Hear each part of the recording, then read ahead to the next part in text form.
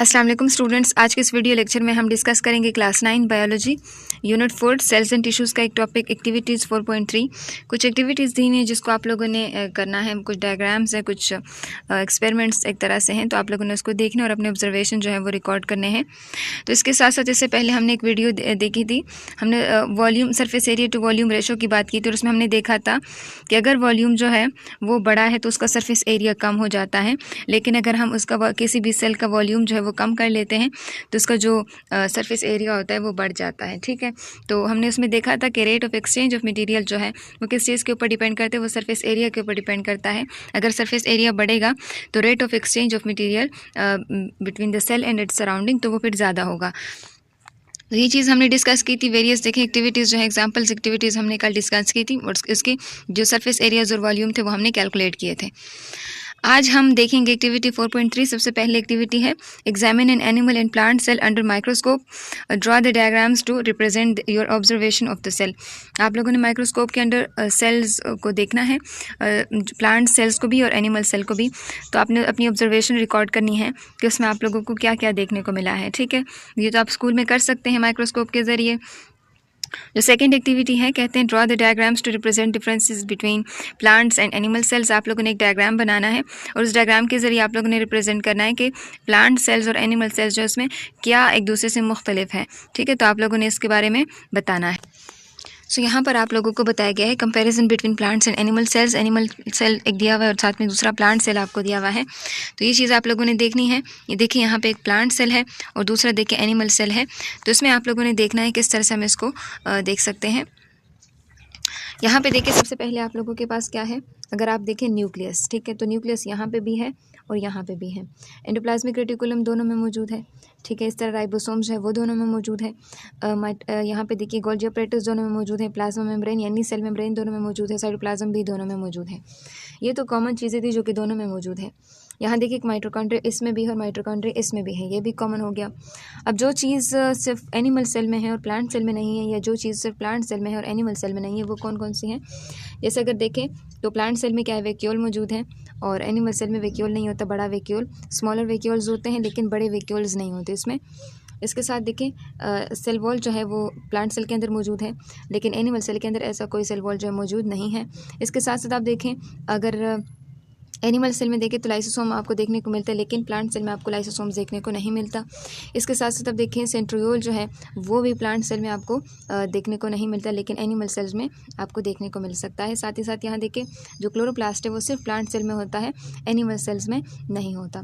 सो ये दोनों के बीच में डिफरेंस था कि हम किस तरह से प्लांट्स और एनिमल सेल में जो कॉमन जो पॉइंट्स है वो हम देख सकते हैं, दोनों में डिफरेंसेस क्या है वो हम देख सकते हैं। ठीक है, नेक्स्ट कहते हैं draw the diagrams to represent the differences between the prokaryotes and eukaryotes. Prokaryotes और यूकैरियोट्स के डायग्राम्स बनाएं और दोनों के बीच में डिफरेंसेस जो हैं वो बताएं। इसी तरह प्रोकैरियोट्स और यूकैरियोटिक सेल के दरमियान जो है डिफरेंस आपसे पूछा गया कि दोनों में ऐसा क्या कॉमन है और दोनों में क्या एक दूसरे से डिफरेंट है। यहाँ पे आप देख सकते हैं कि दोनों के अंदर साइटोप्लाज्म भी आपको देखने को मिलता है। ठीक है, इसके साथ साथ राइबोसोम्स भी देखने को मिलते हैं दोनों में, प्लाज्मा मेम्ब्रेन भी दोनों में मौजूद होता है। अब जो चीज़ें नहीं हैं वो हमने देखनी है। गोल्गी अपैरेटस यूकैरियोटिक सेल्स में होता है लेकिन प्रोकैरियोटिक सेल्स में नहीं होता। इसके साथ साथ न्यूक्लियस देखें तो न्यूक्लियस यहाँ well developed nucleus membrane bounded nucleus जो है वो यूकैरियोटिक सेल के अंदर मौजूद होता है, लेकिन यहाँ पर मौजूद नहीं होता। इसी के साथ देखें एंडोप्लाज्मिक रेटिकुलम जो यूकैरियोटिक सेल में हमें देखने को मिलता है, लेकिन यहाँ पर यूकैरियोटिक सेल्स हमें उसमें एंडोप्लाज्मिक रेटिकुलम प्रोकैरियोट्स में हमें देखने को नहीं मिलता। इसके साथ साथ देखिए माइटोकॉन्ड्रिया जो है ये जो है एंडोप्लाज्मिक रेटिकुलम के बाद माइटोकॉन्ड्रिया जो है वो यहाँ पे मौजूद है, लेकिन यहाँ माइटोकॉन्ड्रिया नहीं होता बल्कि यहाँ स्पेशलाइज्ड स्ट्रक्चर होता है जिसको मीसोसोम कहते हैं। तो मीसोसोम जो होता है यहाँ मौजूद होता है और ये माइटोकॉन्ड्रिया के तौर पे काम करेगा। इसी तरह यहाँ पर देखें तो लाइसोसोम जो है जो कि ब्रेक डाउन करते हैं चीज़ों की, वो यहाँ मौजूद है लेकिन यहाँ पर मौजूद नहीं है, प्रोकैरियोट्स में मौजूद नहीं है। ये तो हमने बात कर ली यूकैरियोटिक सेल्स की। अब हम बात करते हैं सेल वॉल की। सेल वॉल अगर प्लांट सेल की बात करते हैं सेल वॉल उसमें मौजूद होता है, लेकिन अगर प्रोकैरियोटिक सेल में स्पेसिफिकली बात की जाए तो वो म्यूरिन से बना होता है, वो पेप्टिडोग्लाइकेन से बना होता है, लेकिन एनी प्लांट सेल में सेलुलोज से और बाकी कुछ केमिकल्स होते हैं इसके साथ मौजूद होते हैं। पाइलस इसमें मौजूद है, यहाँ पाइलस मौजूद नहीं है। न्यूक्लियोइड जो है ये भी मौजूद है ये, और यहाँ पे कोई स्पेशलाइज्ड वेल डेवलप्ड ऑर्गेनेल्स जो है आपके पास इसमें मौजूद नहीं होते। ठीक है, तो ये डिफरेंसेस हो गई प्रोकैरियोट्स और यूकैरियोटिक सेल के अंदर। इसके बाद देखिए इनिशिएटिंग एंड प्लानिंग, यहाँ पे आप लोगों को एक पॉइंट दिया हुआ है। देखिए ये वाला पॉइंट कहते हैं compare the parts of the cell to the human body. For example the nucleus is a brain of the cell while the endoplasmic reticulum is a circulatory system. तो यहाँ पे आप लोगों ने ह्यूमन बॉडी को और सेल को दोनों को कंपेयर करना है कि ह्यूमन बॉडी के अंदर जो पार्ट्स हैं तो उसको हम किस तरह से सेल्स के जो मुख्तलिफ कंपोनेंट्स हैं जो ऑर्गेनेल्स हैं उसके साथ हम कंपेयर कर सकते हैं। तो चलिए देखते हैं इसको भी। सो यहाँ पर आप देख सकते हैं comparing cell parts to the human body. यहाँ पे ह्यूमन बॉडी पार्ट्स के साथ सेल के मुख्तलिफ पार्ट्स को कंपेयर किया गया है ताकि हम समझ सकें उसके फंक्शन को इजी तरीके से अच्छे से हम इसको समझ सकें। सबसे पहले सेल का पार्ट जो है वो कौन सा है, वो न्यूक्लियस है। ठीक है, और न्यूक्लियस में आप देखिए न्यूक्लियस का काम क्या है, सेल के मुख्तलिफ एक्टिविटीज़ को कंट्रोल करना, और इसके अंदर जो है तो DNA मौजूद होता है। बिल्कुल ऐसे यहाँ पे अगर ह्यूमन के अंदर ब्रेन की बात करें तो ह्यूमन क्या करते हैं, ह्यूमन ब्रेन जो होते हैं क्या करते हैं, हमारे बॉडी के बहुत सारे फंक्शंस को क्या करते हैं, कंट्रोल करता है और मेमोरीज़ को क्या कर लेते हैं, स्टोर कर लेता है। जैसे DNA जो होता है ना सेल के अंदर मेमोरी स्टोर करता है, बिल्कुल ऐसे ही ब्रेन के अंदर जो होता है वो ब्रेन जो है वो मेमोरीज़ और इंस्ट्रक्शंस को क्या करते हैं, स्टोर करता है। दूसरा आता है सेल मेम्ब्रेन। सेल मेम्ब्रेन क्या करता है, एंटर एंड एग्जिट मटेरियल को क्या कंट्रोल करता है, मतलब एक्सचेंज ऑफ मटेरियल को कंट्रोल करता है। बिल्कुल ऐसे यहाँ पे हमारी स्किन होती है जो कि हमारे बॉडी के अंदर जितनी भी सब्सटेंसेस होती हैं इन एंड आउट को क्या कर लेता है, प्रोटेक्ट करता है ताकि गैर ज़रूरी चीज़ें जो हमारे सेल के अंदर ना आए। ठीक है, उसके बाद देखिए साइटोप्लाज्म की अगर हम बात करें तो कहते हैं जेली लाइक फ्लूइड होता है और जिसके अंदर सेल के मुख्तलिफ ऑर्गेनेल्स और पार्ट्स जो थे वो सस्पेंडेड होते हैं उसके अंदर मौजूद होते हैं। बिल्कुल ऐसे यहाँ पर हमारे बॉडी के अंदर क्या होता है, ब्लड होता है या बॉडी फ्लूइड्स होते हैं जो क्या करते हैं, मुख्तलिफ सेल्स को मुख्तलिफ मटीरियल को क्या करते हैं उसके अंदर सस्पेंडेड होते हैं। फिर जब सेल को उससे चाहिए होती है फिर वहाँ से वो क्या कर लेते हैं, उसको हासिल कर लेते हैं। इस तरह एंडोप्लाज्मिक रेटिकुलम की बात करें तो ये क्या करते हैं, सेल के अंदर ट्रांसपोर्ट करते हैं मटेरियल की चीज़ों को एक जगह से दूसरी जगह लेकर जाता है।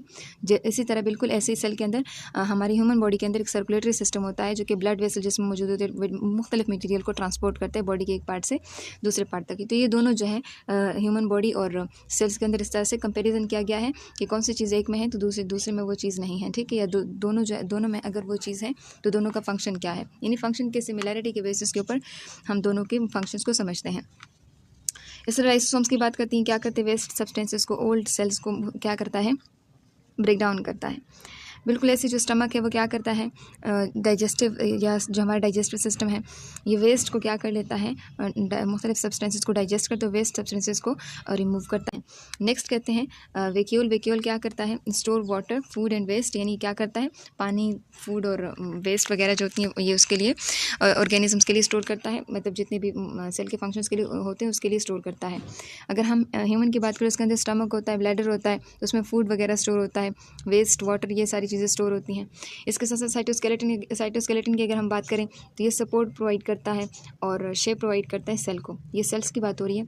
अब अगर हम ह्यूमन बॉडी की बात करें तो हमारी ह्यूमन बॉडी के अंदर बोन्स और स्केलेटन होता है जो हमें शेप भी देता है, हमें सपोर्ट भी करता है, हमें प्रोटेक्शन भी एक तरह से देता है। ठीक है, तो ये हमने सेल्स के मुख्तलिफ पार्ट्स देखे और ह्यूमन बॉडी के साथ उसका कंपैरिजन देखा कि क्या क्या चीज़ें जो हैं वो सेल के अंदर है और कौन सी चीज़ें ऐसी हैं जो उसका एसोसिएट कर सकते हैं ह्यूमन बॉडी के साथ। ठीक है, तो ये हमने देख लिया comparison between cell parts and the human body parts. Next कहते हैं make the model of a plant and animal with their cell organelles and explain their function in the class presentation. ये तो आप लोगों ने मॉडल बनाने sales और plants और एनिमल सेल्स के उसके मुख्तलिफ ऑर्गेनेल्स आपने उसको लेबल करना है, फिर उसको अपनी क्लास में प्रेजेंट करना है। ठीक है, तो ये तो आप लोगों का एक्टिविटी 4.3 साथ में इनिशिएटिंग प्लानिंग हो गया। नेक्स्ट जो हम इंशाल्लाह passage of molecule into and out of the cell यानी एक्टिव एंड पैसिव ट्रांसपोर्ट जो है वो स्टार्ट करेंगे।